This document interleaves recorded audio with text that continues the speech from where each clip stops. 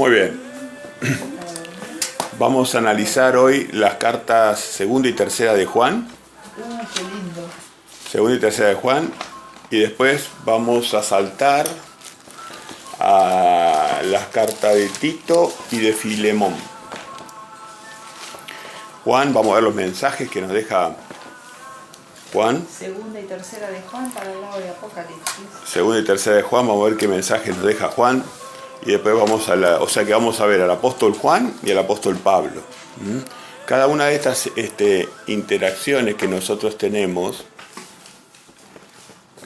son importantes porque nos van acercando a la cultura del Padre y del Hijo, ¿no? Nos van acercando a la cultura.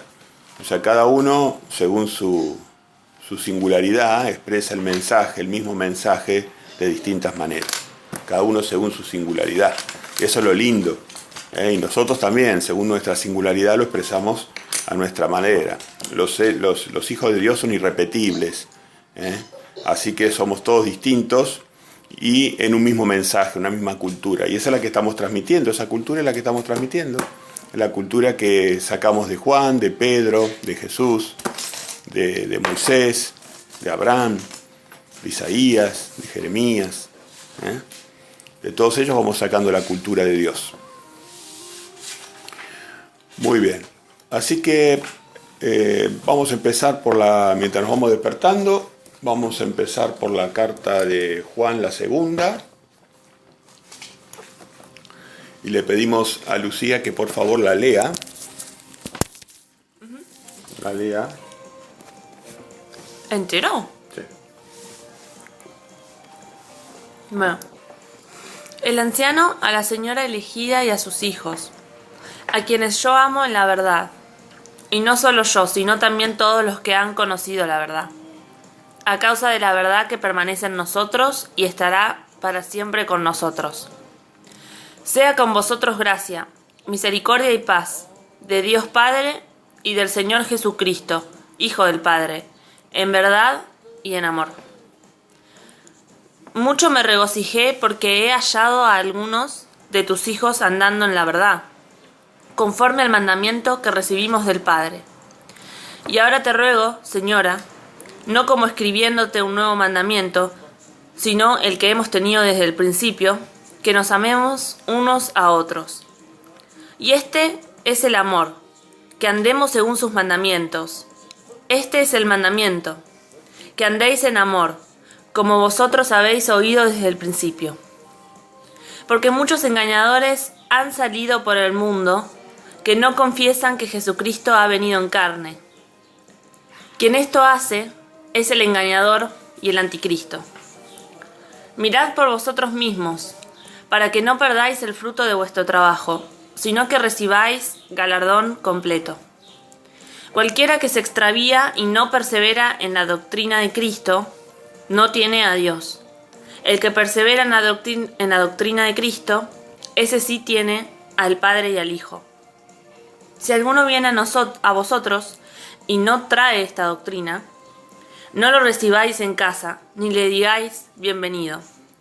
Porque el que le dice bienvenido participa en sus malas obras.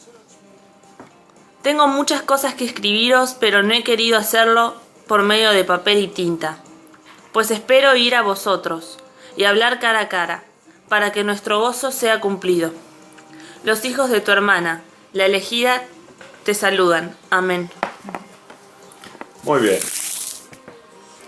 ¿Quién es la mujer a la cual Juan está haciendo referencia? ¿La mamá de Yeshua? Exactamente. Porque dice la señora elegida. Miriam. Le está haciendo una carta, a Miriam. Le está haciendo una cartita a Miriam, la mamá de Yeshua. Fíjate, tal cual. Muy bien, Lucía. Tuviste discernimiento. Bien. Muy bien. ¿Qué otra cosa podemos comentar de la carta? A ver, algún comentario. Algo que le llamó la atención.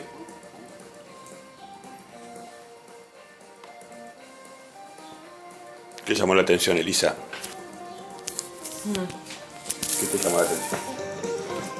No, esto esto acá que dice, si alguno viene a vosotros y no trae esta doctrina, no lo recibáis en casa ni le digáis bienvenido. Porque el que le dice bienvenido participa en sus malas obras. Claro, porque el hombre de Dios tiene que siempre dejar en claro cuando una doctrina es falsa. No puede convivir con una doctrina falsa. Así que no podemos, a una persona que está difundiendo una doctrina falsa, no podemos decirle bienvenido. Ese es un mensaje. Evidentemente, Juan estaba haciendo una carta en un contexto que nosotros no conocemos, de la necesidad que tendría Miriam de recibir un estímulo. Entonces, bueno, no sabemos eso, ¿no? Pero igual nosotros, sin saber el contexto, nos aprovechamos igual, ¿no? De lo que ¿Qué otro comentario pueden hacer? Acá dice, mucho me regocijé porque he hallado algunos de tus hijos. O sea que Miriam, o María, tenía más hijos. Claro, sí. ¿Qué más podemos sacar en limpio? ¿Qué más sacamos? Levanten el volumen, por favor. Sí. Por ejemplo, en la salutación, cuando dice el anciano a la señora elegida y a sus hijos, a quien yo amo en la verdad. Dice, y no solo yo, sino también todos los que han conocido la verdad. Se está refiriendo seguramente a Miriam. Bueno, eso queda abierto para que cada uno lo discierna, ¿no? Pero la señora elegida, ¿qué otra elegida puede haber? Y era Jerusalén, la esposa de Dios. El Israel. La Jerusalén espiritual, esposa de Dios. Sí, pero lo último dice que espera ir a verla. No, espero ir a verla. Esta ¿A persona. quién va a ir a ver? A todos los hermanos, junto con los hermanos, acá como habla de todos los hermanos. O sea, Juan tenía una relación muy cercana con Miriam, porque Jesús la había encargado a su cuidado. Entonces no parece nada descabellado que le esté haciendo una carta, porque Juan servía y Juan tenía una responsabilidad especial, porque Jesús le dijo, discípulo, ahí está tu madre, ahí está tu hijo. Entonces Jesús le dejó encargada a su madre carnal, se la dejó encargada cuando murió a Juan. Por eso no es nada raro que esta carta sea referida a su madre espiritual, que era Miriam. Como un hijo amoroso que se preocupa por lo que le pueda estar pasando y le da un estímulo a Miriam. Le da un estímulo. No entiendo el 13. Los hijos de tu hermana, la elegida, te saludan, ¿no? Pero de tu hermana, o sea, no estaba hablándole a ella, la elegida. No, los hijos de tu hermana, otras personas son esas. Esas son otras personas. Yo entiendo, y esto tengo que mostrarlo con la palabra de Dios, pero bueno, yo entiendo que esta carta, Juan, en mi parecer, le está hablando, no entiendo que sea Miriam, a mí me parece que él está hablando a la iglesia que estaba en Judá, en el área de Judá, o al revés, porque yo no la tengo claro. ¿Por qué? Porque el versículo 13 dice, los hijos de tu hermana, la elegida, te saludan. Yo creo que va dirigida a los hijos de Israel, y la elegida era Judá. La tribu de Judá era la elegida. Las dos tribus que quedaron de Judá era la elegida, y en el Antiguo Testamento, en Isaías, en Jeremías, en Ezequiel, el Padre se dirige a las 10 tribus, al resto de Israel, como la hermana que había alejado, que había sido infiel. Por eso yo creo que la carta de Juan se está refiriendo a la tribu a las dos tribus de Israel, a la iglesia que estaba en Judea, y que estaba en Judea, estaba saludando a las iglesias de Israel, a las otras congregaciones, a las otras tribus de Israel. Bueno, muy bien. O sea, como siempre la Biblia nos da dos planos de análisis, un plano más directo y un plano más profundo, ¿no? Tampoco podemos descartar de que Pablo estuviera haciendo algo profético. Yo me inclino más por pensar en una carta simple del hijo a su madre, ¿no? Como Jesús le dijo que era su madre, de un hijo a su madre. Pero también uno puede leer entre líneas mensajes, como dice Cristina, entre las dos esposas de Jehová, las dos esposas que eran Israel y Judá, ¿no? Claro. Bueno, pero no quiero continuar con este análisis porque no es el punto. Lo que quiero extraer de esto no es el punto de a quién era mandada la carta, sino quiero saber qué mensajes le daba a esta señora, digámoslo así para no generar divisiones. A esta señora le daba un mensaje. Y entonces yo lo que quiero saber es cuál es ese mensaje, qué podemos aprender de ese mensaje. Ángel, ¿qué opinás? Sí, por ahí lo que dice el versículo 7, creo que es similar a lo que vimos el sábado pasado. El 7. Me suena haberlo escuchado del sábado Porque pasado. muchos engañadores han salido por el mundo que no confiesan que Jesucristo ha venido en carne. Quien esto hace es el engañador y el anticristo. No con las mismas palabras, pero sí como la misma idea, creo que lo habíamos... Sí, se sigue diseminando esa misma idea, ¿no? Está luchando contra personas que nos están diciendo, claro, gracias. Exacto, lo habíamos visto, si no mal recuerdo yo, en primera de Juan 2:22, dice: ¿quién es el mentiroso sino el que niega que Jesús es el Cristo? Este es el anticristo, el que niega al Padre y al Hijo. Estos son engañadores. Lo que vos lees en el versículo 7 está relacionado con lo que habíamos visto en la primera carta de Juan. Sí, estaba luchando Juan contra este tipo de doctrina que no era de Cristo. Por eso en el 9 dice: cualquiera que se extravía y no persevera en la doctrina de Cristo, no tiene a Dios. Fíjate lo que dice: no tiene a Dios. Y el que persevera en la doctrina de Cristo tiene al Padre y al Hijo. Hace un paralelismo entre Dios y el Padre y el Hijo, fíjate, ¿no? No tiene a Dios. Y el que persevera en la doctrina de Cristo, ese sí tiene al Padre y al Hijo. ¿Y la doctrina cuál era? Era que los mandamientos son amor, que el amor son mandamientos y que es indivisible. Esa es la doctrina. Este es Juan el lo amor que andemos según sus mandamientos. Claro. Este es el amor, que andemos según sus mandamientos. El mensaje que Cristo dio es que los mandamientos son amor, que el amor son mandamientos. Si me amáis, vas a guardar mis mandamientos. Entonces, están diciendo claro la doctrina de Cristo. Es que eso era una cosa en la cual luchaban constantemente, no solamente por lo que lo dice Juan acá, sino que Pablo también en todas sus cartas constantemente él estaba haciendo hincapié a las enseñanzas y doctrinas que se enseñaban que no eran las que había enseñado Jesús.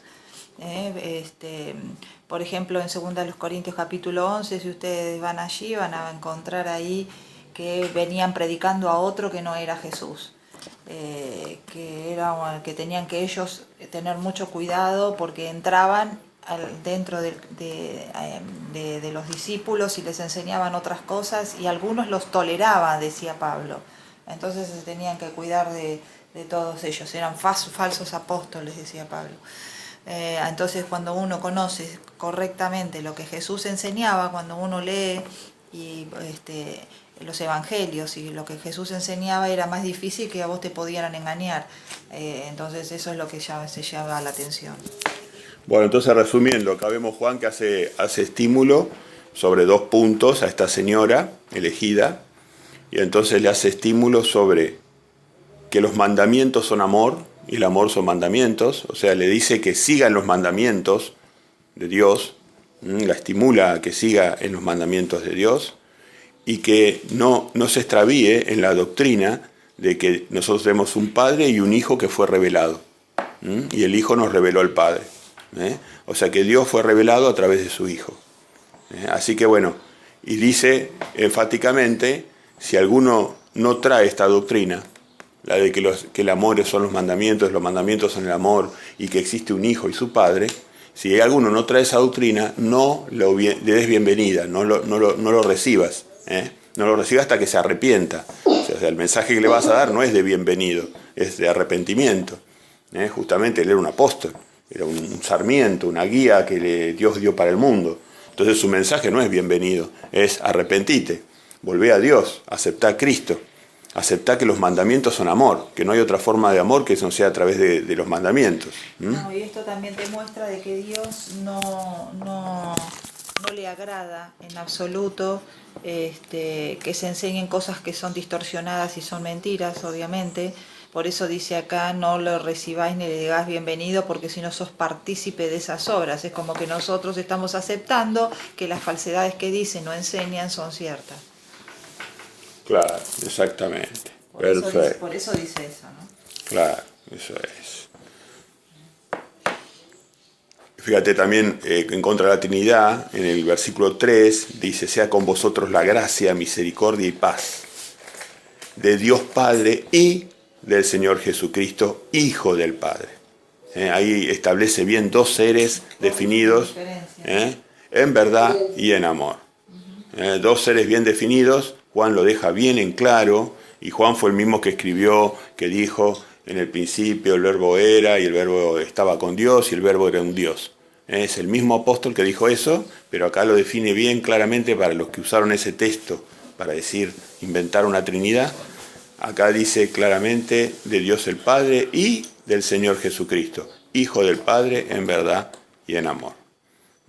Así que bueno, no tenemos que convivir con la gente que trae una doctrina falsa, sino que al revés tenemos que predicarle y llevarla a la posibilidad de la vida a través del arrepentimiento, de aceptar a Jesucristo, al verdadero Jesucristo, no el anticristo como menciona Pablo acá, ¿no? Quien esto hace es el engañador y el anticristo. Muchos engañadores han salido por el mundo. Lo mismo que sigue pasando hoy. Muchos engañadores están en el mundo. Bueno, perfecto. Ahora vamos a pasar a la tercera de Juan.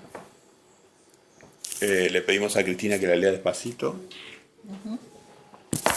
Ok, empezamos. Dice, el anciano Agallo, el amado, a quien amo en la verdad. Amado, yo deseo que tú seas prosperado en todas las cosas y que tengas salud, así como prospera tu alma. Pues mucho me regocijé cuando vinieron los hermanos y dieron testimonio de tu verdad, de cómo andas en la verdad. No tengo yo mayor gozo que el oír que mis hijos andan en la verdad.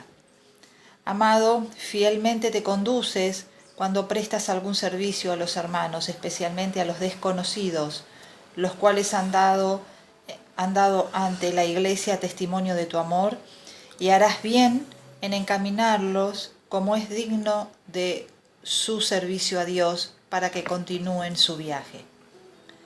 Porque ellos salieron por amor del nombre de Él, sin aceptar nada de los gentiles. Nosotros pues debemos acoger a tales personas para que cooperemos con la verdad. Yo he escrito a la iglesia, pero Diótrefes, el cual le gusta tener el primer lugar entre ellos, no nos recibe.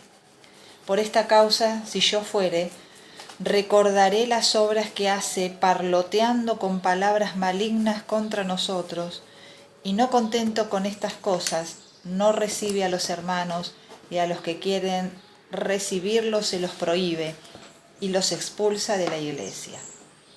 Amado, no imites lo malo, sino lo bueno. El que hace lo bueno es de Dios, pero el que hace lo malo no ha visto a Dios. Todos dan testimonios de Demetrio, y aún la verdad misma. Y también nosotros damos testimonio, y vosotros sabéis que nuestro testimonio es verdadero. Yo tenía muchas cosas que escribirte, pero no quiero escribírtelas con tinta y pluma, porque espero verte en breve y hablaremos cara a cara. La paz sea contigo, los amigos te saludan. Saluda tú a los amigos, a cada uno en particular. Bien, comentarios. Comentarios. Fíjense que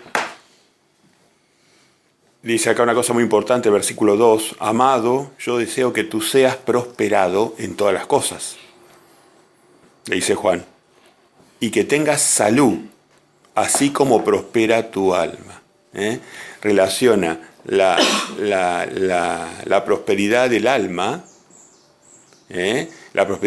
con la salud física. Es una cosa que todos los adoradores sabemos que es así. La salud, la mala salud del cuerpo es un reflejo de la precariedad de algo en el alma. Hay algo en el alma que refleja en una enfermedad física. Entonces, lo está diciendo ahí el apóstol Juan, ¿no? Tenga salud, que tenga salud, así como prospera tu alma. Lo está ligando. Y no tengo mayor gozo que este, como prospera el alma de él, porque los hijos de él andan en la verdad. Metafóricamente le dice a sus hijos, a sus siervos, a sus discípulos, ¿no? Le dice hijos que andan en la verdad. Andan en la verdad, prospera su alma. Si prospera su alma, prospera su salud. Si prospera su salud, tienen prosperidad en todas las cosas, como Juan le estaba deseando. Fíjense cómo se va ligando de todo eso, ¿no? A ver, ¿algún otro comentario? Gallo era un hermano que hospedaba también al apóstol Pablo. En Romanos se menciona justamente eso, de que él era un hospedador de Pablo y de toda la iglesia, o sea que en su casa funcionaba una iglesia. Así que por eso era una persona muy conocida, se lo menciona varias veces en el Nuevo Testamento a Gallo. Así que nos habla de la hospitalidad, y de... Sí, allí en el 5 justamente está alabándolo, ¿no? Por lo que está haciendo él, ¿no? Dice que presta servicio a los hermanos, especialmente a los desconocidos, porque había algunos que se iban agregando para justamente conocer a Cristo, ¿no? Entonces a esos desconocidos él los hospedaba también. Dice, porque en el 6 lo aclara, dice, los cuales han dado ante la iglesia testimonio de su amor. Y harás bien en encaminarlos como es digno de tu servicio a Dios, para que continúen en su viaje. O sea que estaban llevando las buenas nuevas. Se conoce que había hermanos que iban de pasada y estaba la hospitalidad, que antiguamente se usaba. Era muy fuerte, para los hebreos la hospitalidad era la cosa más fuerte. Sí. Muy bien, entonces rescatamos también la hospitalidad, como se dijo. La hospitalidad era un rasgo del pueblo hebreo que habían recibido la cultura de Jehová. Entonces eran hospitalarios, era impensado, o sea, las casas se armaban con la idea de tener habitaciones extra para recibir gente. Era una cuestión de la cultura hebrea que nosotros hemos perdido, lamentablemente, o muchos hemos perdido. Después en el versículo 6 hay un dato interesante porque hace la verdadera definición de iglesia. La palabra eclesia o iglesia no tiene nada que ver con la quejilá hebrea, que es congregación. La iglesia quiere decir los que salen afuera. Por eso en el versículo 7 dice, porque ellos salieron por amor del nombre de él. Ahí está definiendo la palabra iglesia. En el 6 dice la iglesia y en el 7 lo define. Los cuales han dado ante la iglesia testimonio de tu amor, y harás bien en encaminarlos como es digno de su servicio a Dios, para que continúen su viaje. Porque ellos salieron por amor del nombre de él sin aceptar nada de los gentiles. Salieron de la religión de los gentiles, ya sean romanos, griegos o babilonios, salieron y entraron dentro de la doctrina sana de Cristo. Los salidos son los que están en la iglesia. Por eso la iglesia, cuando la gente se refiere como al edificio, en realidad la palabra para Dios, iglesia, quiere decir la idea de los que salen de Babilonia. Por eso en Apocalipsis dice, salga de ellos, pueblo mío. Es el estímulo que le dice, vayan a la iglesia, salgan de ella, pueblo mío, salgan de Babilonia. Buenísimo. ¿Qué otro comentario? Bueno, acá aparece un personaje que se llama Diótrefes, que parece ser que se las daba de alguien superior, y que ponía estorbo a los hermanos que llegaban, que hablaba mal de los apóstoles, aparentemente por lo que dice el versículo 10, y no recibía a los hermanos, sino que encima a aquellos hermanos que sí recibían a los que venían, los trataba mal, les decía que no debían recibirlos y los expulsaba, los echaba, o sea, alguien realmente que no era bondadoso, ¿no? Y después, bueno, lo remarca el versículo 11 y 12. Muy bien. Así que bueno. Así que acá el apóstol Juan se refiere a hijos, los trata como hijos, a sus discípulos. Ya es un anciano, él lo dice en el 1, el anciano Gallo. Entonces es un anciano y ya ve a sus discípulos como hijos. Y después también se refiere a sus discípulos como amigos, que eran las palabras que usaba Yeshua. Yeshua hablaba de sus amigos, hablaba de sus hijos. Juan de alguna manera está haciendo un paralelo con lo que hacía Yeshua, ¿no? Y después el consejo que da al final dice: amado, le dice, no imites lo malo, sino lo bueno. El que hace lo bueno es de Dios, y el que hace lo malo no ha visto a Dios. Así que bueno, estos son el estímulo que nos está dando las cartas de Juan. Son 2 cortitas, no es larga como la que vimos el otro día. Son 2 pequeñas cartas que hace Juan. Lo que remarcamos siempre entonces es el amor a los hermanos y a todo aquel interesado, todas las personas, desconocidas también. Siempre la característica más grande que debía tener el cristiano es el amor. Sí, y fíjate la palabra encaminar a los salidos. Cuando una vez que la gente se sale de Babilonia hay que encaminarlos, y ese es nuestro rol, encaminar a las personas. Estimular a que salgan y después encaminarlos. Darles una. Nosotros que vamos más adelante en el camino tenemos que darle una visión a los que tienen un camino todavía más cortito. Muy bien, ahora saltamos a la carta de Tito, página 1465. Un poquito para atrás, para Timoteo, Tesalonicenses, Tito, por ahí, antes de los hebreos, la carta anterior a los hebreos, por ahí, está Tito y Filemón. Está después.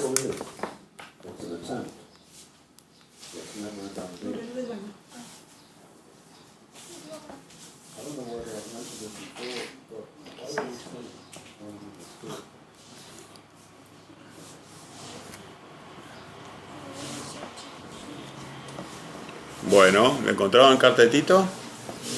Sí. ¿Estamos?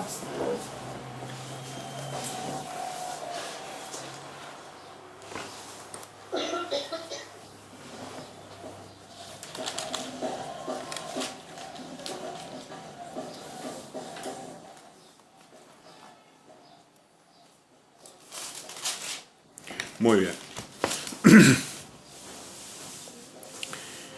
Esta es una carta muy, muy intensa, muy... Acá estamos saltando desde Juan al apóstol Pablo. Apóstol Pablo. Sí. Al apóstol Pablo.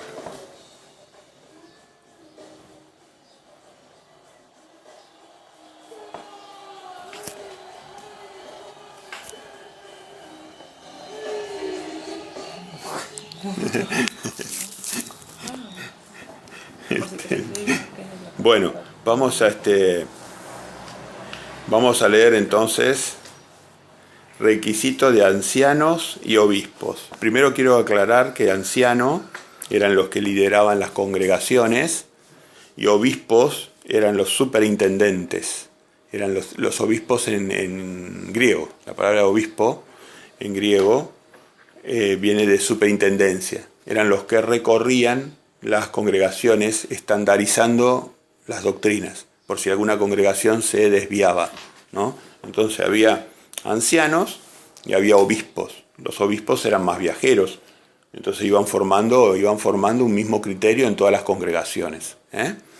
Entonces vamos a ver qué dice el apóstol Pablo, ya experimentado, también ya anciano, y bueno, un gran obispo, ¿no? Anciano, porque Pablo recorría cientos de congregaciones, era su vida, pasaba recorriendo congregaciones, ¿no?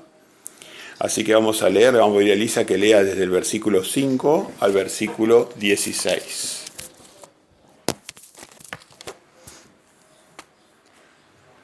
Ok. Por esta causa te dejé en Creta, para que corrigieses lo deficiente y establecieses ancianos en cada ciudad, así como yo te mandé. El que fuere irreprensible, marido de una sola mujer, y tenga hijos creyentes que no estén acusados de disolución ni de rebeldía. Porque es necesario que el obispo sea irreprensible, como administrador de Dios, no soberbio, no iracundo, no dado al vino, no pendenciero, no codicioso de ganancias deshonestas, sino hospedador, amante de lo bueno, sobrio, justo, santo, dueño de sí mismo, retenedor de la palabra fiel tal como ha sido enseñada, para que también pueda exhortar con sana enseñanza y convencer a los que contradicen. Porque hay aún muchos contumaces, habladores de vanidades y engañadores, mayormente los de la circuncisión, a los cuales es preciso tapar la boca, que trastornan casas enteras, enseñando por ganancia deshonesta lo que no conviene. Uno de ellos, su propio profeta, dijo: los cretenses, siempre mentirosos, malas bestias, glotones ociosos. Este testimonio es verdadero, por tanto repréndelos duramente, para que sean sanos en la fe, no atendiendo a fábulas judaicas ni a mandamientos de hombres que se apartan de la verdad.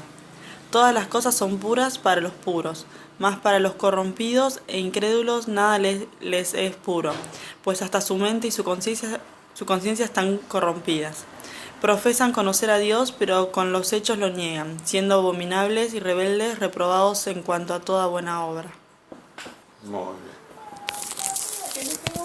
Acá les dio duro el apóstol Pablo a los cretenses, una congregación de Creta. Él se hace eco de un falso profeta que había en Creta.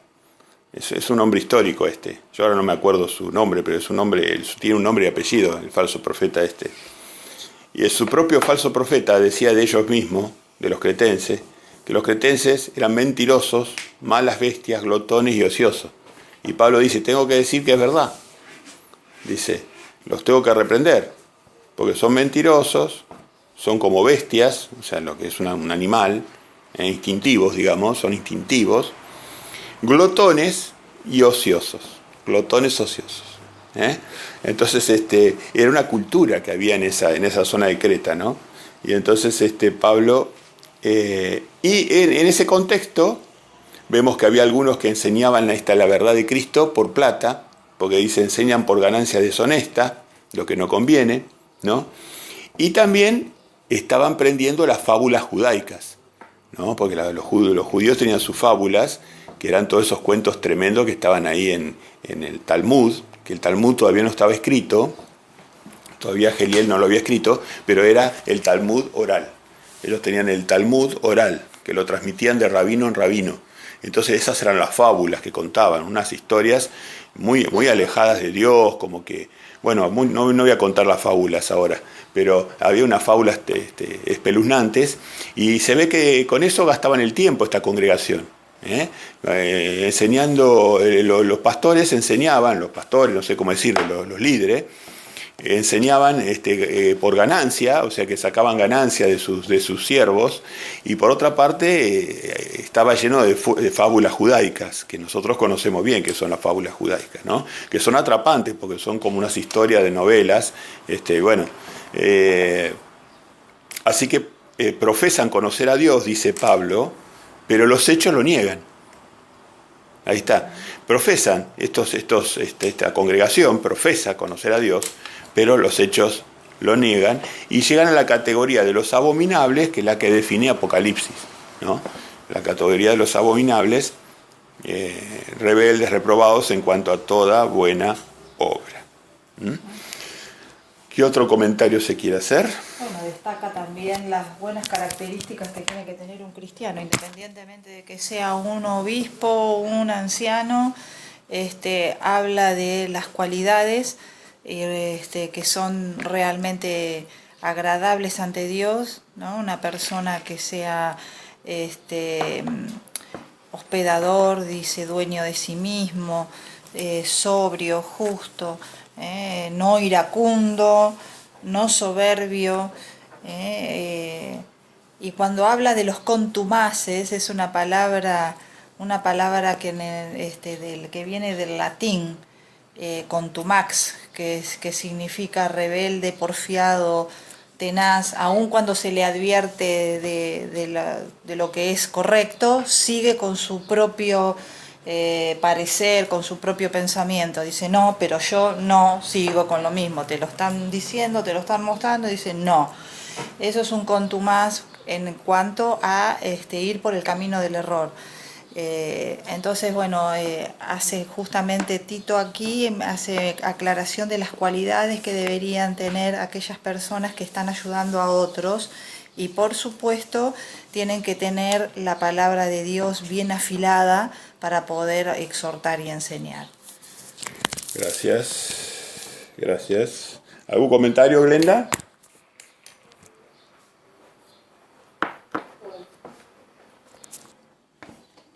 Habla de la pureza, en el 15 habla de la pureza, ¿no?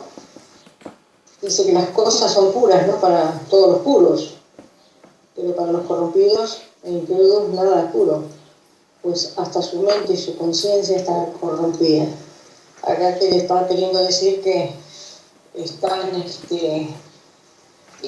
corrompidos hasta lo que piensan, ¿no es cierto? Y hasta lo que miran, y bueno, no cambian, porque acá en el 16 dice profesan conocer a Dios, pero por los hechos lo niegan, siendo abominables y rebeldes, reprobados en cuanto a toda buena obra. No hay justificación para estas cosas, justamente en una persona que dice que es de Dios y que ama a Dios. Gracias. Bueno, ahora vamos a leer el capítulo 2, versículos 1 al 7. Le pedimos a Ángel, por favor. Pero tú habla lo que está de acuerdo con la sana doctrina. Que los ancianos sean sobrios, serios, prudentes, sanos en la fe, en el amor y en la paciencia. Las ancianas asimismo sean reverentes en su porte, no calumniadoras, no esclavas del vino, maestras del bien, que enseñen a las mujeres jóvenes a amar a sus maridos y a sus hijos, a ser prudentes, castas, cuidadosas de su casa, buenas, sujetas a sus maridos, para que la palabra de Dios no sea blasfemada.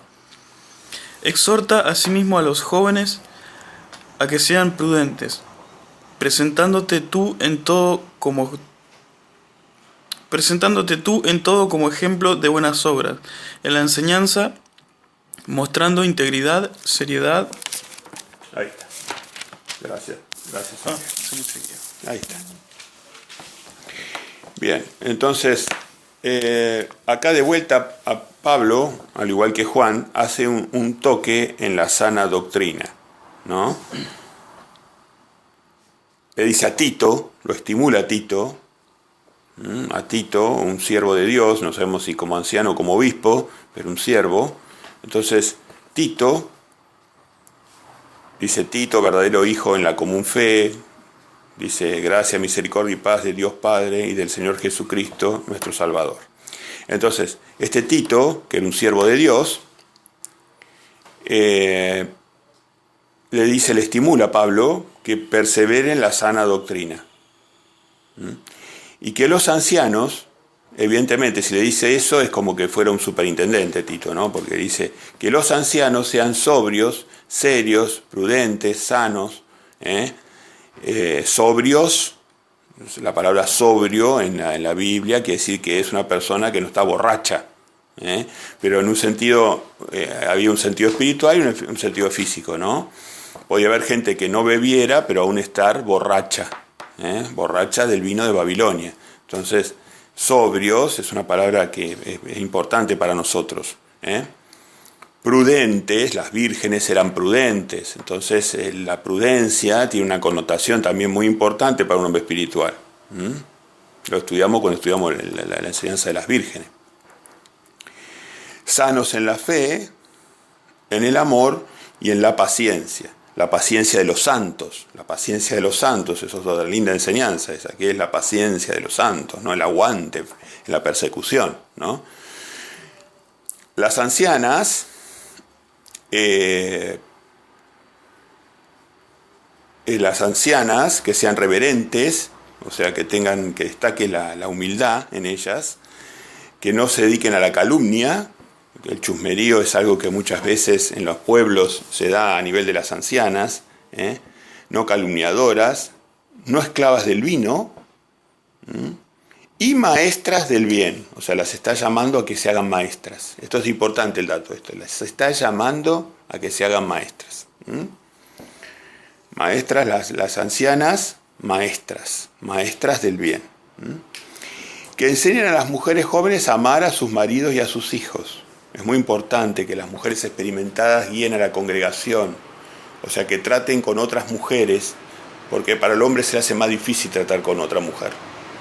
La mujer tiene una sensibilidad especial, entonces es mejor que una mujer corrija a otra mujer que un hombre corrija a una mujer. Entonces, en la congregación, Pablo, sabiendo esto, estimula a Tito, le dice a Tito, que tiene menos experiencia, Tito, le dice, usa a las mujeres ancianas para que corrijan o influencien a las mujeres jóvenes en todas las cosas que ellas pueden estar haciendo mal. Está muy bueno el consejo, muy práctico el consejo que está dando el apóstol. Así que bueno, posiblemente el gran apóstol Pablo estaba hablando con Tito, un superintendente, sobre lo que tenían que hacer a nivel de congregación, y nosotros tratamos de sacar alguna enseñanza de toda esta cartita. Y habla a los jóvenes también. A los jóvenes dicen que sean prudentes en el versículo 6. ¿No? Exhorta a los jóvenes a la prudencia, a ser un ejemplo de buenas obras, ¿no? Y después, bueno, que cuando ellos sean maestros en la enseñanza muestren integridad y seriedad. Así que le está dando consejo a todos acá Pablo. Justamente, Sí. como dice acá de los jóvenes, lo que decía Cris del 6, que exhorta a los jóvenes que sean prudentes, y les dice que, dando el ejemplo él, se ve que Tito era joven. Era joven. Entonces, Que Tito era joven. Está diciendo él, ¿no? Que sea ejemplo de estos jóvenes, ¿no? Con la enseñanza de integridad y seriedad.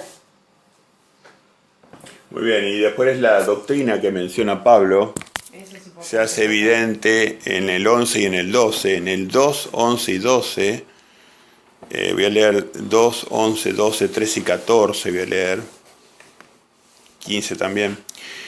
Porque la gracia de Dios se ha manifestado para salvación a todos los hombres. La gracia de Dios es Yeshua.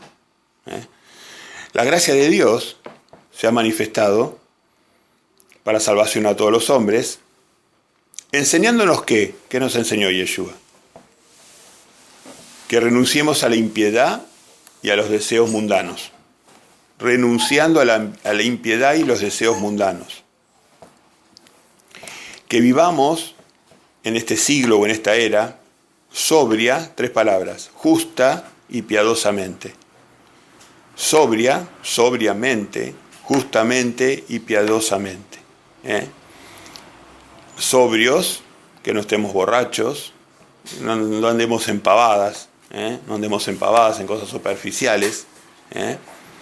Justos, que nos atengamos a los mandamientos de Dios, y piadosamente, que seamos misericordiosos.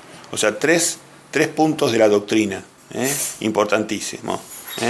Sobrios, justos en los mandamientos, y no solamente justos, siempre la justicia con la misericordia, piadosamente. Piadosamente implica perdonar a los que nos ofenden, buscar a la oveja perdida que se fue.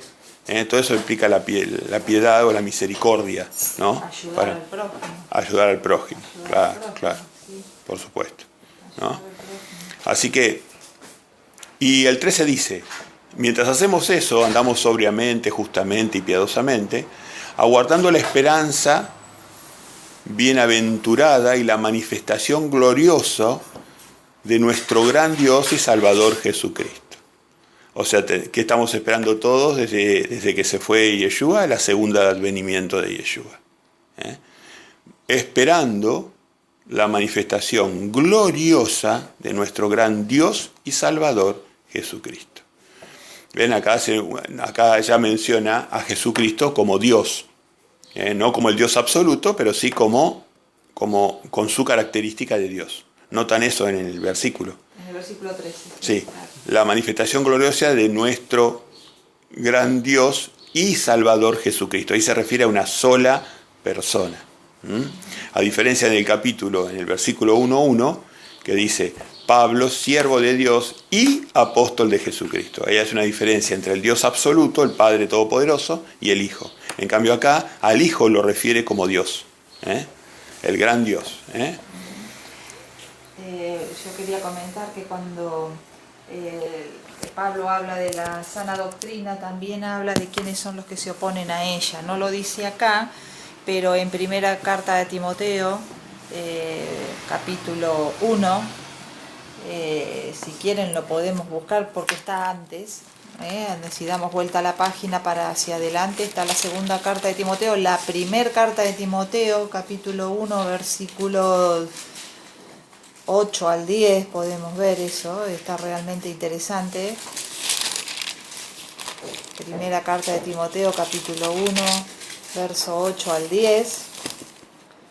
Fíjense lo que dice, yo lo voy leyendo y dice, pero sabemos que la ley de Dios es buena si uno la usa legítimamente, conociendo esto, que la ley no fue dada para el justo, sino para los transgresores y desobedientes, para los impíos y pecadores, para los irreverentes y profanos, para los parricidas y matricidas, para los homicidas, para los fornicarios, para los sodomitas, para los secuestradores, para los mentirosos y perjuros, y para cuantos se opongan a la sana doctrina. O sea que todo lo que va en contra de las cosas buenas de Dios son los que practican estas cosas y se oponen a la doctrina sana de Dios que viene de la ley de Dios. Así que acá claramente nos está diciendo quiénes son los contrarios a la sana doctrina, lo que dice Timoteo, ¿no? No sé si ustedes lo ven. Bueno, yo quiero ahora hacer énfasis sobre lo que estábamos hablando recién, en el versículo 13, 2:13, que dice, nuestro gran Dios y Salvador Jesucristo. Quiero dejar, esto es parte de la sana doctrina, quiero dejarlo bien claro, para apoyar este punto, porque algunos piensan que hay un error en esta parte de la Biblia, y no hay ningún error. Vamos a Juan 20:28. Vamos a Juan. Evangelio de Juan. Juan 20:28.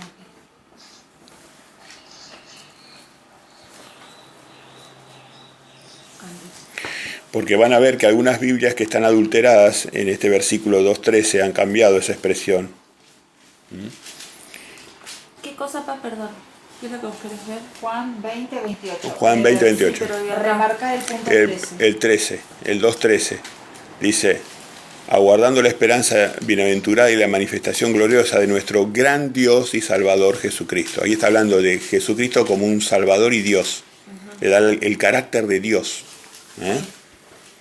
Entonces, algunas Biblias han adulterado ese punto y no lo ponen como gran Dios y Salvador a Jesucristo. Entonces yo quiero demostrar de que hay una adulteración ahí. Algún día ustedes van a estar preocupados por este tipo de cosas. Entonces vamos a Juan 20:26. ¿Lo tienen? 20:26 al 29. Y dice así. 8 días después estaban otra vez sus discípulos dentro y con ellos Tomás. Tomás es un apóstol, ¿no? Llegó Jesús, estando las puertas cerradas, dice, estando las puertas cerradas porque Jesús penetraba a través de las paredes, entonces por eso dicen eso, estando las puertas cerradas, y se puso en medio y les dijo, paz a vosotros. Luego dijo a Tomás, pon aquí tu dedo y mira mis manos, y acerca tu mano y métale en mi costado, y no seas incrédulo, sino creyente. Porque Tomás era el único que había dudado de la resurrección de Yeshua. Entonces Tomás respondió y le dijo, Señor mío y Dios mío. Jesús le dijo, porque me has visto, Tomás, ¿creíste? Bienaventurados los que no vieron y creyeron. Lo reprendió a Tomás. Mirá lo que tuve que hacer, Tomás, para que vos creas que yo soy yo. Que yo resucité. Que yo resucité. Mirá lo que tuve que hacer. Felices tus hermanos que no tuvieron y necesitaron esta prueba que yo te di. Felices, lo reprendió a Tomás. Pero igualmente se ve que lo amaba mucho porque vino personalmente a manifestarse a Tomás para que creyeran. Estando las puertas cerradas, entró a la casa, ya esa manifestación a Tomás le tenía que haber llamado la atención. ¿Y qué dice Tomás? Le dice, Señor mío y Dios mío. Ninguna Biblia ha podido adulterar el versículo 28. No han podido porque el griego es tan claro que no han podido adulterarlo. Señor mío y Dios mío. Entonces acá Pablo, cuando se refiere a Dios y Salvador Jesucristo, está simplemente dándole la honra que el Hijo de Dios, del Dios Todopoderoso, tiene, el grado de Dios, de Elohim. Quiero dejar claro esa doctrina porque es muy tergiversado. No sé si lo entendieron o no lo entendieron.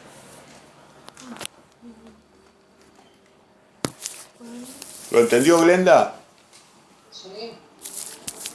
Bueno, espero que así sea.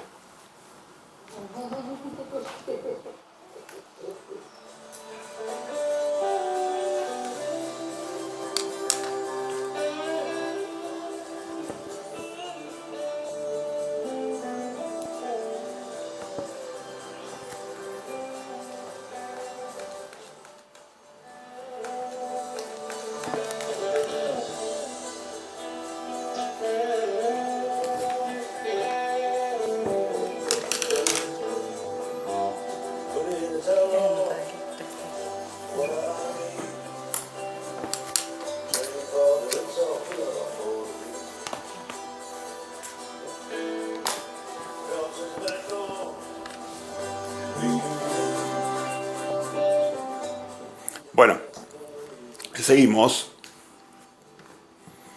Ahora nos vamos al capítulo 3 de Tito, de Don Tito.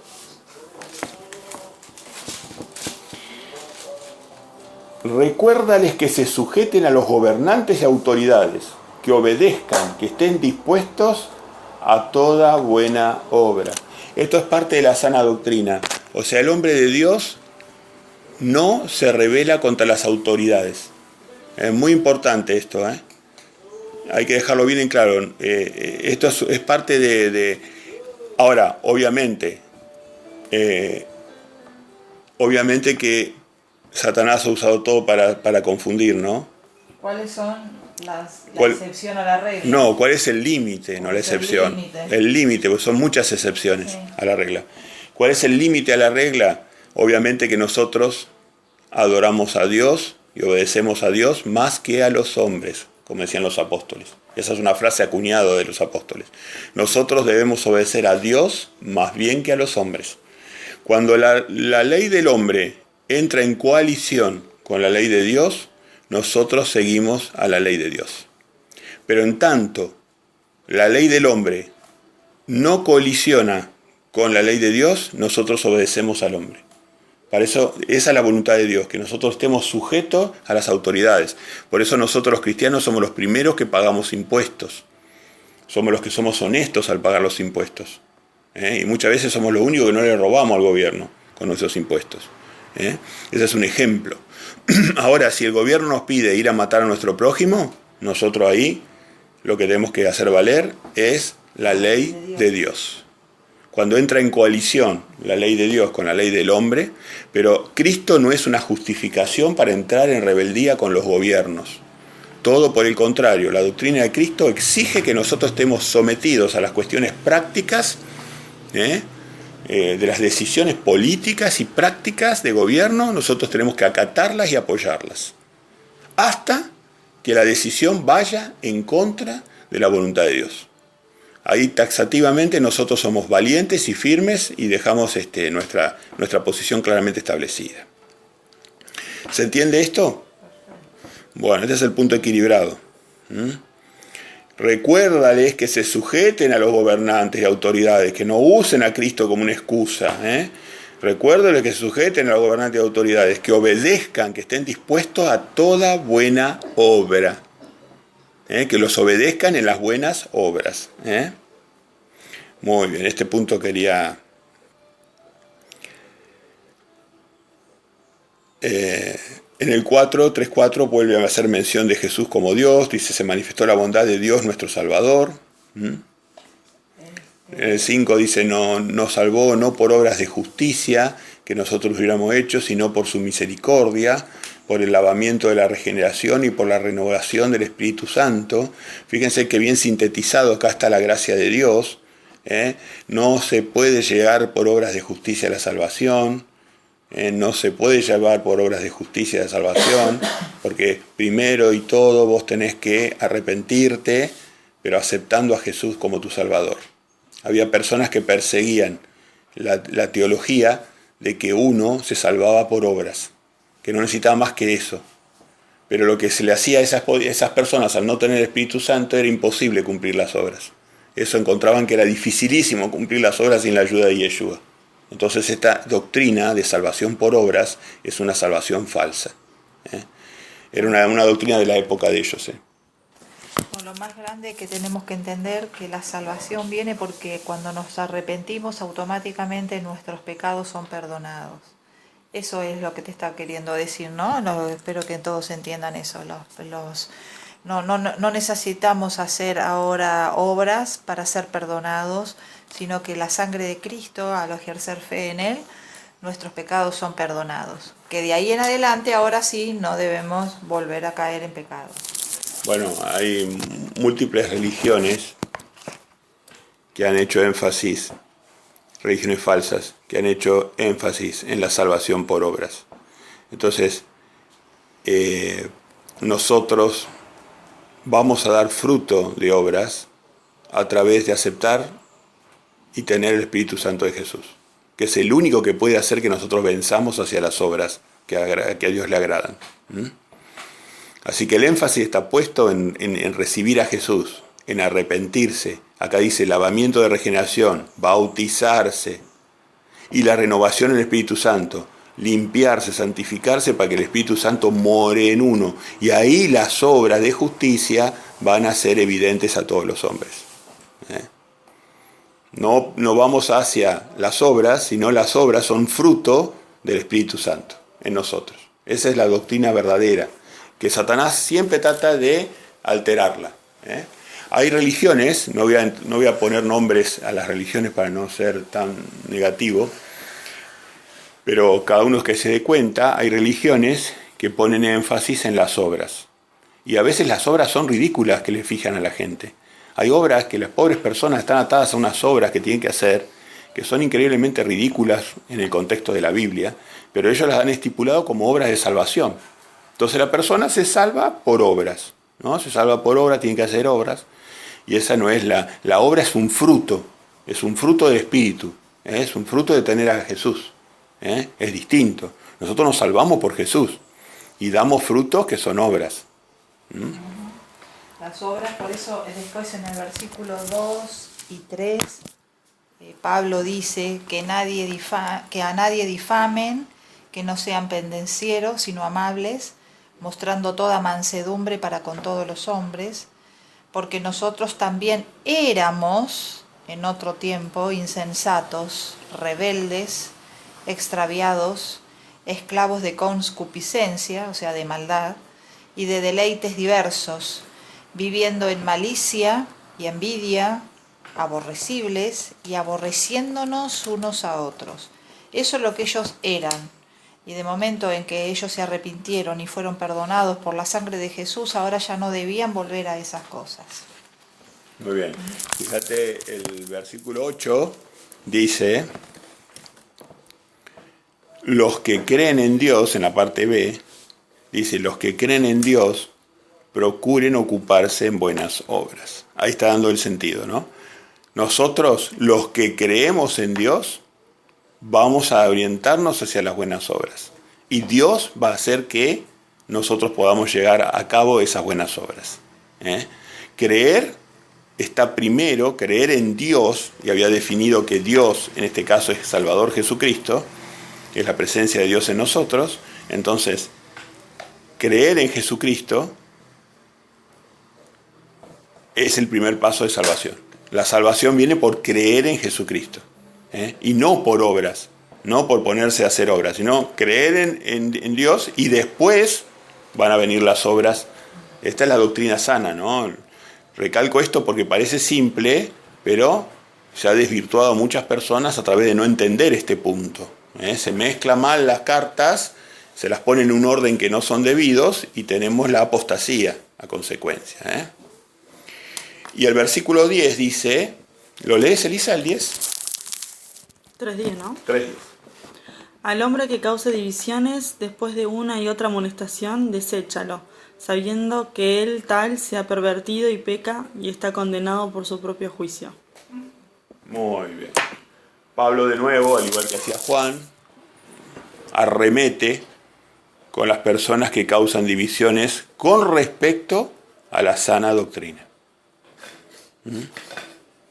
Entonces, el estímulo de Pablo es el mismo que hizo el apóstol Juan.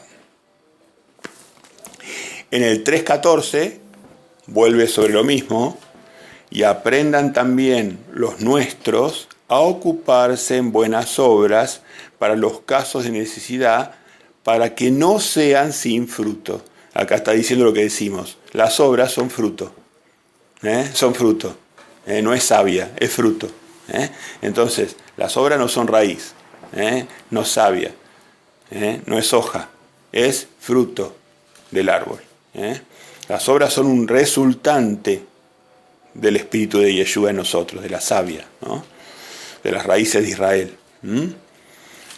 Así que bueno, Pablo vio la necesidad a Tito de reforzarlo en estos aspectos, así que bueno, muy interesante. Y la salutación final, donde dice, todos los que están conmigo te saludan, saluda a los que nos aman en la fe, la gracia sea con todos vosotros, amén. Les desea la gracia, que la gracia de Jehová es Yeshua, ¿no? En forma de Espíritu Santo, porque ya no estaba físicamente con ellos, estaba en forma de Espíritu Santo, entonces la gracia de Jehová es Espíritu Santo que es Yeshua. Muy bien, muy bien, muy bien. ¿Quieren hacer algún comentario final, algo más que quieran agregar, alguna cosita? Algo que les haya llamado la atención, que no entiendan. ¿No? No.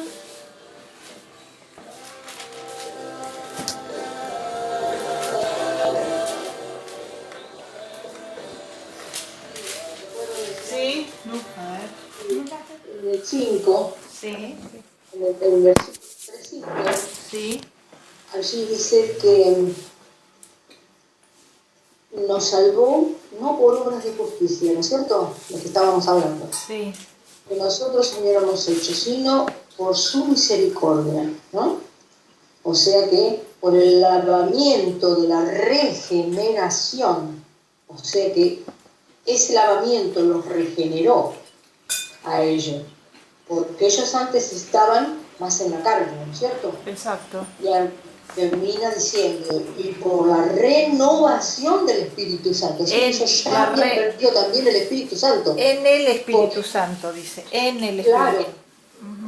Por eso, la renovación en el Espíritu Santo. Exacto. O sea, vos también fíjate. se renovó el Espíritu Santo en ellos después que ellos se dieron cuenta que habían cometido equivocaciones. No, o sea, lo que te está queriendo decir cuando vos te arrepentís, cuando vos te arrepentís y que pones fe en Jesús, vos nacés de nuevo. Acá Jesús te pide de nacer de nuevo. Esa es la regeneración, el lavamiento. Acá pone 4 etapas, vamos a aclararlo. Dice el apóstol, no son por obra de justicia, porque la gente a veces compite por obras para ver quién es más santo, y la santidad no viene por ahí. Entonces Pablo a Tito le dice, nosotros somos salvos de otra manera, por la misericordia de Dios, porque primero hay un llamamiento, Dios te visita y te llama y te busca, hay una misericordia, Dios se apersona a vos. Después eso, ¿qué pide Dios de vos? Pide el arrepentimiento, el lavamiento de la regeneración, es el arrepentimiento. El bautismo es el símbolo de ese arrepentimiento, es un símbolo el bautismo. El lavamiento de la regeneración es el arrepentimiento, cuando vos te santificás, cuando vos decís yo corto con los pecados que yo tengo. Y una vez que vos estás santificado, la renovación del Espíritu Santo. ¿Por qué dice renovación? Porque uno antes tenía el espíritu de Satanás. Entonces hay una renovación, hay algo nuevo en tu espíritu, que es la presencia de Yeshua en tu vida, ¿no? Entonces, bueno, más claro, échale agua, no sé, yo lo veo súper claro, ¿no? Y las obras, se aclara después, van a ser un fruto de ese espíritu, de ese proceso, y no el comienzo del proceso, como algunos querían predicar. Ponían las obras al principio, decían, no, vos tenés que hacer esto, tenés que hacer esto, tenés que hacer esto, tenés que hacer esto. La gente se enfocaba en eso. Es al revés. Y ahí empezaba a ver el fruto de Satanás, porque la gente empezaba las rivalidades, las envidias, Porque de ahí venía, y eso lo ves en las congregaciones falsas, ves las rivalidades por las obras. Bueno, pero ahí venía lo que Tito decía, que estaban las fábulas judaicas, porque los judíos decían que ellos eran legalistas, entonces era solamente la letra, era solamente la parte legal, que era lo que te salvaba, pero no en este caso. Pero vos no era así. te salvás por obras, ¿o no? No, es un resultante. No, es un resultante, Es un resultante. Las obras vienen después de este proceso. Léelo. De este proceso vienen. Porque las obras que van a surgir de este proceso son las que a Dios le interesa realmente. Pero no es que dice que sin obras no hay fe o algo así. No, No. no, Sin fe no hay obra. no. Dice Eso. que la fe que no produce fruto de obra, que no produce obra, la fe que no produce obra se muere. Se muere, pero primero estuvo la fe. La fe es lo que dice acá, la misericordia. Pero vos como obra te referís a ser discípulos. No, todas las obras que Dios te pide. Porque por obra no es cumplir los mandamientos. Cumplir los mandamientos es la santificación, es el arrepentimiento, es la santificación. Claro, Es la condición de santo para que more en vos el Espíritu Santo, claro. el cumplir los mandamientos. Las obras del cristiano son las obras de misericordia, y la mayor obra de misericordia es salvar personas, como hacía Yeshua. Yeshua salvaba a la gente. ¿Cómo salvaba a la gente? Bueno, enseñando todo esto que estamos enseñando, la sana doctrina. Entonces ahí está la obra más importante del hombre de Dios. Pero Dios no limita eso, hay otras obras de Dios. Estamos hablando de la más importante, pero hay otras obras que vienen de Dios. Otras muchas obras que vienen de Dios. La más importante era lo que hacía Jesús en la tierra, que era salvar gente a través de darle una sana doctrina que lo acercara al Dios Padre, por intermedio de él. Bueno, ¿se entendió ahora? Sí. ¿O seguimos repitiéndolo? Todas las veces que sean necesarias para que lo entiendan. Claro que sí, por supuesto. Tito no lo había entendido, evidentemente, porque le seguían diciendo a Tito. Claro, y bueno, porque vos fijate. Claro, lo que pasa es que a veces como que es confuso en el sentido que, viste que siempre dicen que, como la otra vez que veíamos, que por fe ya sos salvo, supuestamente. Sí. Y no sos salvo por fe, o sea, tenés que tener obras. ¿O no? No. No, la obra es el fruto de la fe. Exacto. Es lo que muestra que vos tenés la fe. Claro. Es el fruto. Siempre los hebreos usaban los árboles para entender. Dar fruto necesita savia. Antes del fruto también da flor. Tenés hojas. Todo tiene una metáfora en la Biblia. Pero acá el punto importante es, la savia es el Espíritu de Dios en vosotros. Y el fruto llega después. Exacto. Pero lo que sí es claro es que vos sos salvo a través de la fe en Jesús. Pero si no das fruto, esa fe se murió y no das más fruto. Ya está, listo. Entonces, ¿dónde quedó la salvación tuya? La fe se muere. Se muere. Se muere. Muy bien. Perfecto. Estas eran las cuestiones que ellos tenían en el primer siglo por las tradiciones judías. No, y lamentablemente hay muchas religiones que hablan que la salvación es por obra. Únicamente, y otros que dicen que es solamente la fe. Tenés fe en Jesús, ya sos salvo, no tenés No, que y otras que confunden los mandamientos con las obras. Exacto. Ese es el objetivo de la vida, no. Esa es la santificación. Eso es una condición necesaria para la vida. Es una condición necesaria para la vida. Es para la santificación. Eso está dado ya en el cristiano, está como de los 10 mandamientos como lo básico, digamos. Los 10 mandamientos en la luz de Yeshua, ¿no? En la luz de Jesús. No en la luz de un apóstol humano, ¿no? En la luz de Yeshua, los 10 mandamientos en la luz de Yeshua, ¿no? Perfecto. Bueno, ¿quedó más o menos claro, Lu? ¿Sí? Damos vuelta a la hojita y aparece Filemón. Filemón. Y le vamos a pedir a Lu que lo lea Filemón, despacito, con entonación, despacito. ¿Todo? Sí, por favor, sí, cortito. Bueno. Pablo, prisionero de Jesucristo, y el hermano Timoteo, al amado Filemón, colaborador nuestro, y a la amada hermana Apia, y a Arquipo, nuestro compañero de milicia, y a la iglesia que está en tu casa. Gracia y paz a vosotros, de Dios nuestro Padre y del Señor Jesucristo. Doy gracias a mi Dios, haciendo siempre memoria de ti en mis oraciones, porque oigo del amor y de la fe que tienes hacia el Señor Jesús y para con todos los santos, para que la participación de tu fe sea eficaz en el conocimiento de todo el bien que está en vosotros por Cristo Jesús. Pues tenemos gran gozo y consolación en tu amor, porque por ti, oh hermano, han sido confortados los corazones de los santos. Ahí paramos, gracias. Ok. Bueno, primer punto que quiero destacar es, y esto es importantísimo, fíjense, en esta casa está funcionando una congregación. Hoy estamos reunidos 6 personas, ¿no? 6 personas estamos reunidos. Esto es una congregación.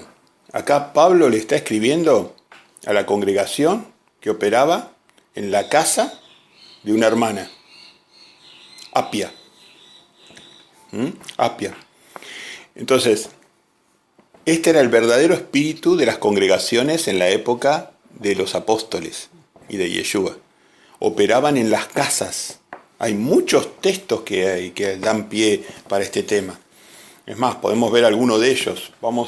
Para dejar este punto claramente establecido, porque uno de los grandes engaños es que le hacen casas a Dios, donde hacen ver que esas casas de materiales es la iglesia. Y la iglesia, como dijimos, no tiene nada que ver con casas de material. Entonces la iglesia operaba en las casas de las personas, donde estaban las piedras vivas, que eran los discípulos, ¿no? Vamos a Colosenses 4:15. ¿Para atrás? Un poquito para atrás. Ahí nomás, cerquita. Atrás tenés Timoteo, Tesalonicenses y Colosenses. Tenés Timoteo.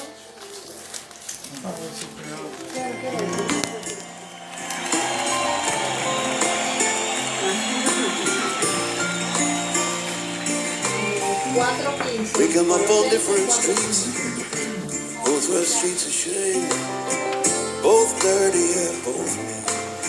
Yeah, and the dream was just the same. Dreamed your dream for you, so now your dream is real. How can you look at me? As if I'm just another one of your deals. But you can fall for chains of silver. You can fall for chains of gold. Bueno, Colosenses 4:15, que dice lo siguiente, Colosenses 4:15. El 14, os saluda Lucas, el médico amado. Todos eran amados, ¿vieron? El amor estaba en todos lados, ¿no? Os saluda Lucas, el médico amado, y demás. Saludad a los hermanos que están en la Odisea y a Ninfas, y a la iglesia que está en su casa. A Ninfas y a la iglesia que está en su casa. Otro hermano, teníamos Apia, la iglesia que está en su casa, a Ninfas, la iglesia que está en su casa, a Cristina acá y la iglesia que está en su casa. En la casa de Filemón también estaba la iglesia. Muy bien, ahora nos vamos a 1 Corintios 16-19. Para acá. 1 Corintios 16-19. Primero.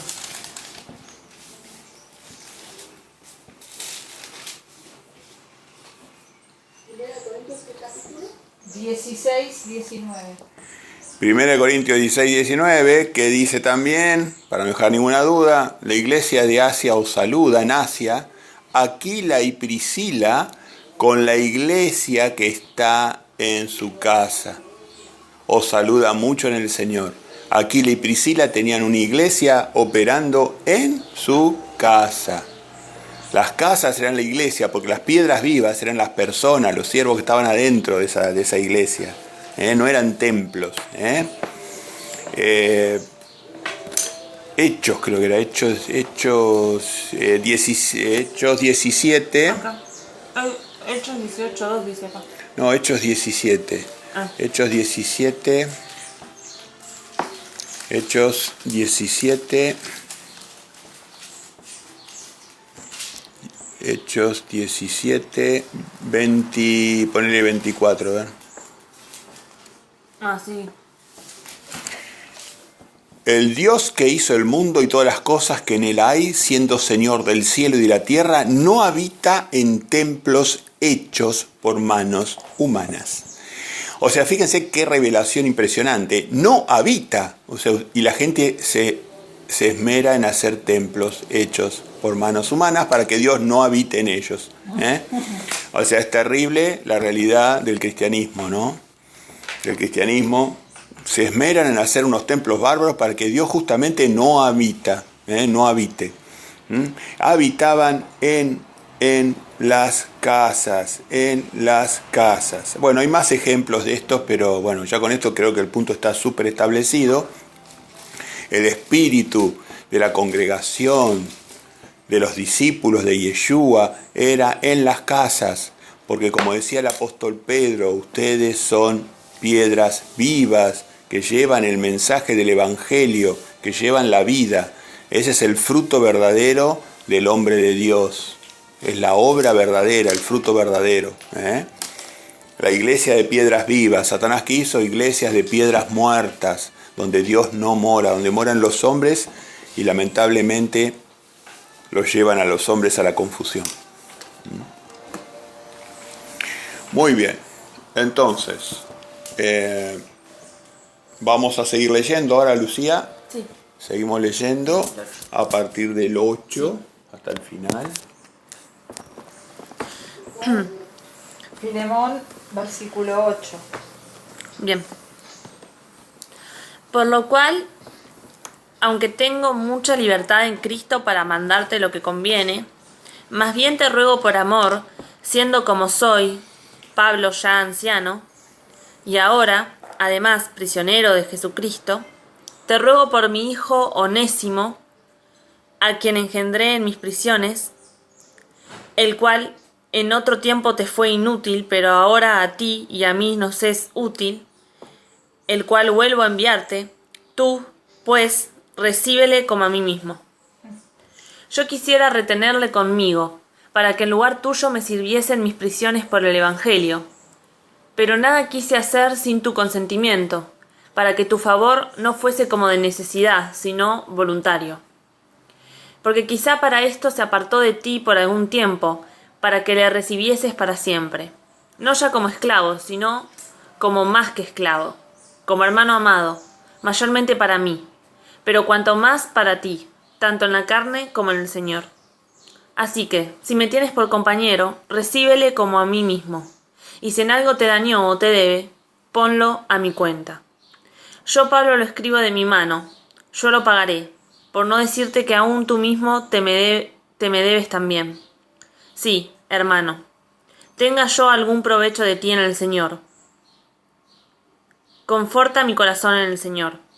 Te he escrito confiando en tu obediencia, sabiendo que harás aún más de lo que te digo. Prepárame también alojamiento, porque espero que por vuestras oraciones os seré concedido. Te saludan Epafras, mi compañero de prisiones por Cristo Jesús, Marcos, Aristarco, Demas y Lucas, mis colaboradores. La gracia de nuestro Señor Jesucristo sea con vuestro espíritu. Amén. Eso es. La gracia de nuestro Señor Jesucristo sea con vuestro espíritu. Yeshua en nuestro espíritu. Poseídos por Yeshua. Esposados a Yeshua. La gracia de nuestro Señor Jesucristo sea con... Fíjense con qué atención Pablo le escribe a Filemón,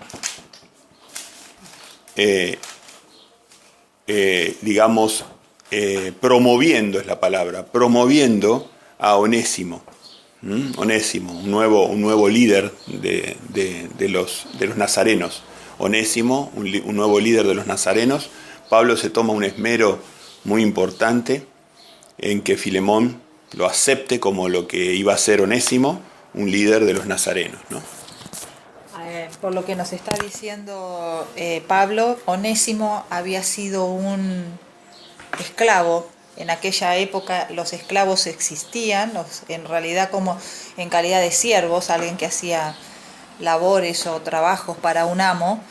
En este caso Onésimo había sido un esclavo o siervo de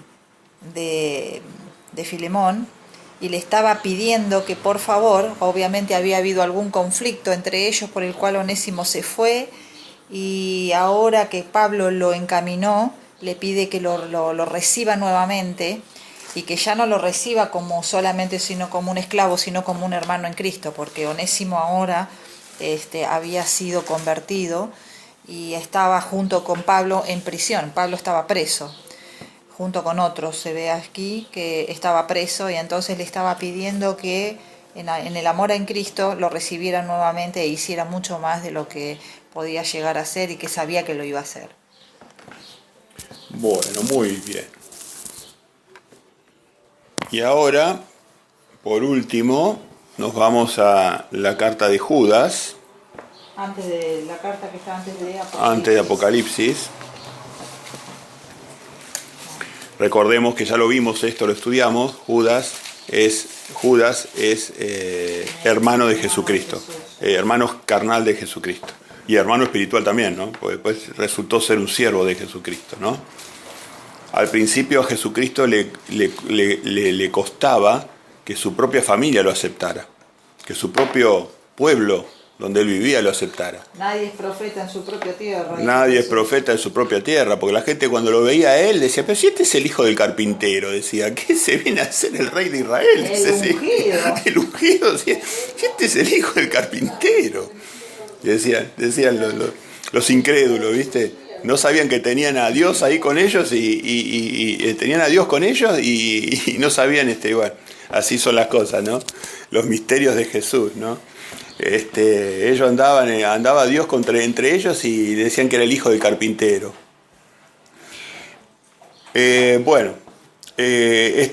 Judas terminó siendo un líder de los nazarenos y era un hermano carnal de Miriam y Joseph.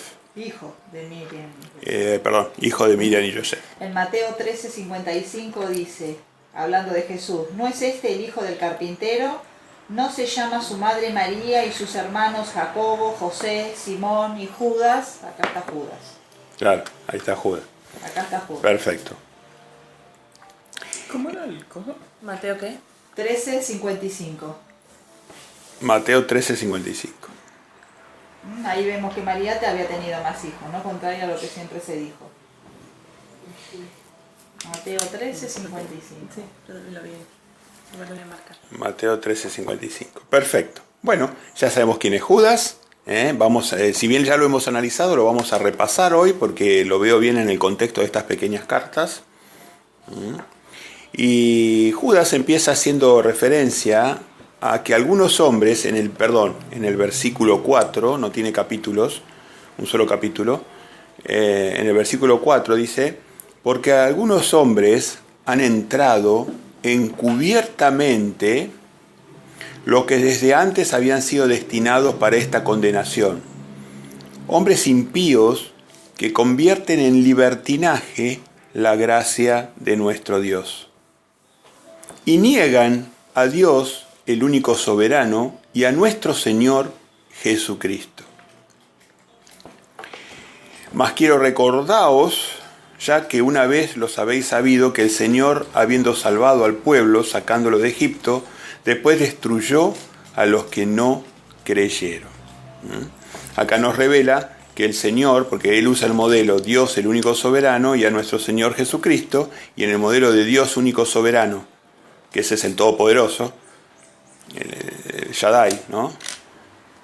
Y al Gibor le dice como Señor Jesucristo, y entonces pues dice, el Señor es el que lo sacó de Egipto, en ese modelo, ¿ven? Que el Señor, habiendo salvado al pueblo, sacándolo de Egipto, después destruyó a los que no creyeron. Jesús. O sea, Yeshua fue el que lo sacó de Egipto.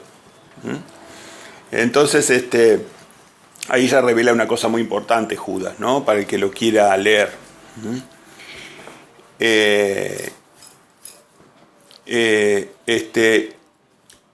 Después viene una amonestación en cuanto a que en Sodoma y Gomorra se fornicaba y se iba en vicios contra naturaleza. O sea, relaciones sexuales inmundas, contra naturaleza, fornicación. Vamos a leerlo, dice. El 6 dice, y a los ángeles que no guardaron su dignidad, sino que abandonaron su propia morada, los ha guardado bajo oscuridad en prisiones eternas para el juicio del gran día. Como Sodoma y Gomorra y las ciudades vecinas, las cuales de la misma manera que aquellos, habiendo fornicado e ido en pos de vicios contra naturaleza, fueron puestas por ejemplo, sufriendo el castigo de fuego eterno. Acá hace una relación entre los vicios contra naturaleza del hombre, cuando se animaliza, como cuando los ángeles se humanizan. Los ángeles quieren tener las prácticas de los hombres.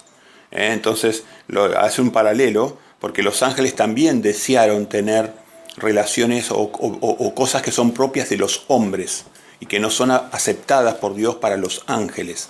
Por eso te dice eso el versículo 6, Ángel, te dice, ¿no? Y los ángeles que no guardaron su dignidad, sino que abandonaron su propia morada celestial, las moradas de la celestial de ellos, y vinieron a hacer las cosas que estaban solamente para los hombres, pero encima vicios dice contra naturaleza, o sea, fornicaron, hicieron cosas que no estaban permitidas hacer, y a los hombres tampoco, porque Dios va en contra de esto. Muy bien. El 9, el versículo 9 dice, pero cuando el arcángel Miguel contendía con el diablo, disputando con él por el cuerpo de Moisés, no se atrevió a proferir juicio de maldición contra él, sino que dijo, el Señor te reprenda. Acá de nuevo revela que el Señor es Yeshua, entonces el arcángel Miguel no puede ser Yeshua. Ahí hay otra revelación de Judas muy impresionante. Lo dice todas estas cosas como al pasar, pero para la persona entendida en la Biblia no pasa desapercibido. El arcángel Miguel no profirió juicio, sino dijo, el Señor te reprenda. Y nosotros sabemos por la palabra de Dios que Dios le dio a Yeshua todo el juicio. Dios le dio a Yeshua todo, dice, el juicio. Así que acá menciona también al pasar Judas la relación del arcángel Miguel como inferior al propio Señor, que es Yeshua. Perfecto. Y ahora le pedimos a Cristina que lea del 10 al 14. Pero estos blasfeman de cuantas cosas no conocen, y en las que por naturaleza conocen se corrompen como animales irracionales. Ay de ellos, porque han seguido el camino de Caín, y se lanzaron por lucro en el error de Balaam, y perecieron en la contradicción de Coré. Estos son manchas en vuestros ágapes, que comiendo impúdicamente con vosotros se apacientan a sí mismos, nubes sin agua, llevadas de acá para allá por los vientos, árboles otoñales sin fruto, 2 veces muertos y desarraigados, fieras ondas del mar que espuman su propia vergüenza, estrellas errantes por las cuales están reservadas eternamente la oscuridad de las tinieblas. De estos también profetizó Enoc, séptimo desde Adán, diciendo: He aquí, vino el Señor con sus santas decenas de millares para hacer juicio contra todos y para dejar convicto a todos los impíos de todas sus obras impías que han hecho impíamente y de todas las cosas duras que los pecadores impíos han hablado contra él. Estos son murmuradores, querellosos, que andan según sus propios deseos, cuya boca habla cosas infladas, adulando a las personas para sacar provecho. Muy bien. Wow. Esto es bastante denso. Acá, por ejemplo, rescato de que habla de Caín. La gente esta desaprobada seguía el camino de Caín, Balaam y Coré. Caín representa a los asesinos, Balaam los codiciosos de dinero, Caín los asesinos, Balaam los codiciosos de dinero y Coré los rebeldes. Entonces está hablando de los asesinos, los codiciosos y los rebeldes. Está hablando del camino de esos ángeles, el camino de esos hombres y ángeles que se han rebelado contra Dios, ¿no? Y acá lo menciona, lo sintetiza en 3 ejemplos: Caín, el asesino que quita la vida; Balaam, el codicioso, que da servicio por codicia, quería percibir remuneración por profetizar; Coré, rebelde contra Dios y sus hombres y sus siervos, ¿no? Y esos no dan fruto, ¿no? Árboles otoñales sin fruto, 2 veces muertos y desarraigados. También Judas habilita otra cosa muy importante, que habilita a Enoc. Enoc, séptimo en línea de Adán, un gran profeta de Dios. Enoc, previo al diluvio es Enoc. Enoc es previo al diluvio. Entonces, vemos que ya había escrito Enoc esta sentencia: He aquí vino el Señor con sus santas decenas de millares. Una profecía que después se reivindica en Apocalipsis, se explica en Apocalipsis, esta profecía de las santas docenas de millares. Viene el Señor con sus santas decenas de millares. El Señor es Yeshua, lo revela también Judas, que el Señor es Yeshua, porque al Dios Todopoderoso le dice Dios Padre acá, no le dice Señor, le dice Dios Padre. O Dios único soberano le menciona al Padre. Entonces está revelando que la profecía de Apocalipsis es, como nosotros ya sabíamos, Yeshua con sus santas decenas de millares en su segunda venida.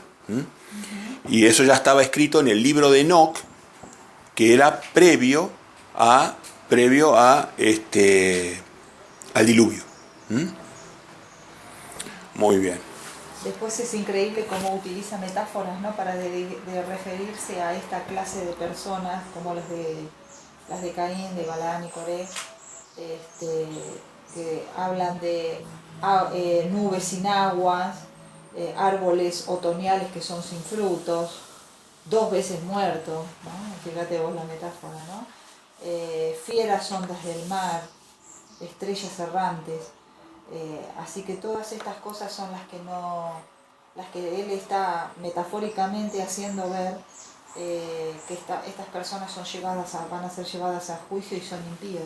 Así que asesinos, codiciosos, que lucran de la palabra, rebeldes, personas, falsos pastores que adulan, en vez de decirle las cosas como son, duras a veces, a sus discípulos, los adulan para sacar provecho. Le dicen cosas lindas, le dicen, un montón de cosas lindas que le dicen que son falsas. Adulan a las personas para sacar provecho. Y estos son los que generalmente causan divisiones, porque son sensuales. Son personas que siguen a los sentidos, la parte animal del ser humano. Y no tienen al espíritu, dice. Esto lo dice el 19. Estos son los que causan divisiones, los sensuales, que no tienen el espíritu. O sea, cuando vos perdés el espíritu de Yeshua, te vas volviendo sensual. Vivís para los sentidos, vivís para las emociones, los placeres, la carne. Y de la carne cosechás corrupción. Pero vosotros, amados, edificándoos sobre vuestra santísima fe, orando en el Espíritu Santo, o sea, en Yeshua, conservaos en el amor de Dios. Así que, miren lo que dice: fe, Espíritu Santo, amor de Dios, esperando la misericordia de nuestro Señor Jesucristo para vida eterna. A los que dudan, convencedlos; a otros salvad arrebatándolos del fuego; y de otros tener misericordia con temor, aborreciendo aún la ropa contaminada por su carne. O sea, aún a la gente sucia en obras hay que tenerle misericordia con temor, aborreciendo las obras de ellos, pero teniendo misericordia de sus almas. Muy importante lo que dice Judas, ¿no? A los que dudan, convencedlos, trabajad con ellos; a otros salvad, de otra manera, arrebatándolos del fuego; y de otros tened misericordia con temor. Tened temor, porque no vaya a ser que quedes involucrado en las obras de ellos. Tened misericordia con temor, aborreciendo aún la ropa contaminada por su carne. Así que tenía un lenguaje poderoso Judas. Había aprendido de su hermano, de su Dios, ¿no? De Yeshua, había aprendido bastante.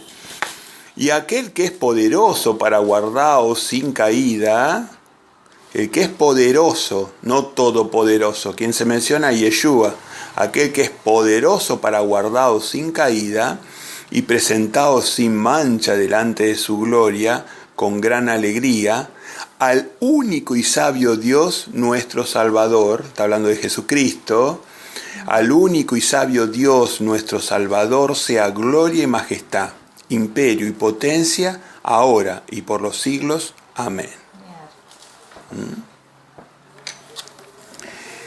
Así que, le dijo unas palabras lindas a Yeshua, ¿no? El gran apóstol Judas. A ver, ¿algún comentario, dudas que tengan o algo que podamos clarificar sobre este punto? ¿Qué les llamó la atención o qué no? Es una carta bastante poderosa. Allí en el, en el 23, ¿sí? Sí. ¿O sí? ¿Sí? En el 23 dice que a otros salvar arrebatándolos del fuego. O sea que, como queriendo decir el fuego eterno es la muerte segunda, ¿no? Como sabemos. Exactamente lo que dice ahí es eso, sacándolo de la muerte segunda. Exactamente. Sí. O sea, bien claro, Judas con palabras muy fuertes. Y a las personas que estén en pecados graves, les dice, con temor, o sea, acércate con temor, no vaya a ser que te impliquen. O sea, acordate lo que decía Jesús. Jesús decía, sean mansos como palomas, pero prudentes como serpientes. Los mando como corderos entre lobos.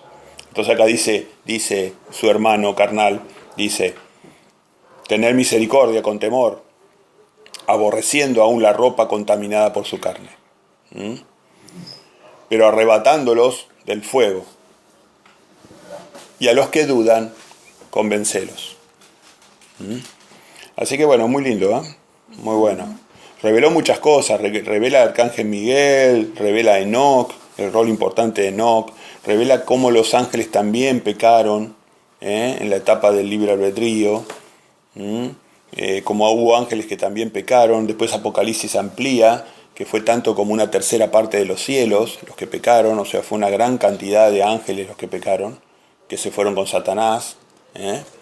Así que bueno, vemos que este es un eslabón más en la cadena que si no tuviéramos los otros libros no podríamos entender lo que está diciendo Judas. Hoy lo vemos claramente porque entendemos los otros libros, ¿no? Es una carta cortita, pero lleva un propósito específico. Muy importante para entender el rol del arcángel Miguel, que va a tener un rol importante. El arcángel Miguel ya tuvo un rol importante. Los que quieran saber más del arcángel Miguel, les recomiendo que lean el libro de Daniel y que lean el libro de Apocalipsis. En Daniel y Apocalipsis van a poder encontrar más especificaciones del importante rol del arcángel Miguel. Arcángel quiere decir jefe de ángeles, es como un general de ejército. ¿Ok? Bueno, no sé si tienen alguna consulta más, alguna cosa más que quieran ver.